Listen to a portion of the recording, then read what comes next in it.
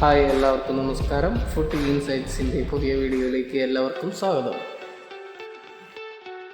Luna പരിക്ക് മാറി കൊച്ചിയിൽ പരിശീലനത്തിനുണ്ട്. നിലവിൽ താരങ്ങൾക്കെല്ലാം അവധിയാണ്. International break.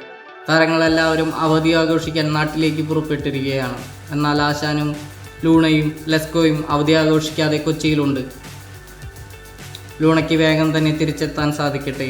ഡിമിയുടെ കരാർ ഈ സീസൺ കഴിയുന്നതോടെ അവസാനിക്കും.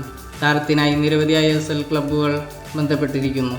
ഇപ്പോൾ അവസാനമായി വന്നിരിക്കുന്നത് ഡിമി കേരള ബ്ലാസ്റ്റേഴ്സുമായി കരാർ പുതുക്കിയിരിക്കുന്നു എന്നാണ്. ക്ലബ്ബ് ഒഫീഷ്യലായി ഇത് പ്രഖ്യാപിച്ചിട്ടില്ല. ഉടനെ തന്നെ പ്രഖ്യാപിക്കുമെന്ന് വിശ്വസിക്കാം. അടുത്തതായി കേരള ബ്ലാസ്റ്റേഴ്സ് ഗോവൻ താരമായ നോവ സദയെ സ്വന്തമാക്കി എന്നുള്ള വാർത്തയാണ്. നോവ കേരളയുമായി 2 വർഷ കരാറിലാണ് ഒപ്പുവച്ചിരിക്കുന്നത്. അടുത്തതായി വരുന്ന റൂമറുകൾ നോക്കിയാൽ കേരള ബ്ലാസ്റ്റേഴ്സ് താരമായ ഡാനിഷ് ഫറൂഖിനെ സൈൻ ചെയ്യാനായി താൽപ്പര്യമറിയിച്ച് രംഗത്തെത്തിയിരിക്കുകയാണ് ചെന്നൈയിൻ FC. ട്രാൻസ്ഫർ ഫീ നൽകിയാണ് ടീമിലെത്തിക്കാൻ ശ്രമിക്കുന്നത്. നിലവിൽ ഡാനിഷിന് 2026 മെയ് 31 വരെ ബ്ലാസ്റ്റേഴ്സുമായി കരാർ ബാക്കിയുണ്ട്. ഒഡീഷയുടെ ഡിഫൻസിൽ പ്രധാന റോൾ വഹിക്കുന്ന കാർലോസ് ഡെൽഗാഡോയെ ടീമിലെത്തിക്കാനായി നമ്മുടെ സ്പോർട്ടിംഗ് ഡയറക്ടർ കരോളിസ് നീക്കം നടത്തുന്നതായി റിപ്പോർട്ട് വരുന്നുണ്ട്. അങ്ങനെയാണെങ്കിൽ ലെസ്കോവിച്ചിന് പകരക്കാരനായിട്ടായിരിക്കും ടീമിലെത്തുക.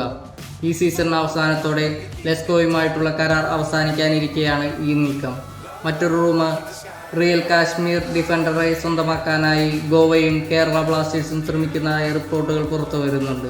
നിലവിൽ താരം റിയൽ കാശ്മീരിനു വേണ്ടി കളിച്ചുകൊണ്ടിരിക്കുകയാണ്. ഫുട്ബോൾ ലോകത്തെ പുതിയ വിശേഷങ്ങൾ അറിയുവാനായി ഈ ചാനൽ മറക്കാതെ സബ്സ്ക്രൈബ് ചെയ്ത് ബെൽ ബട്ടൺ അമർത്തി സപ്പോർട്ട് ചെയ്യുക.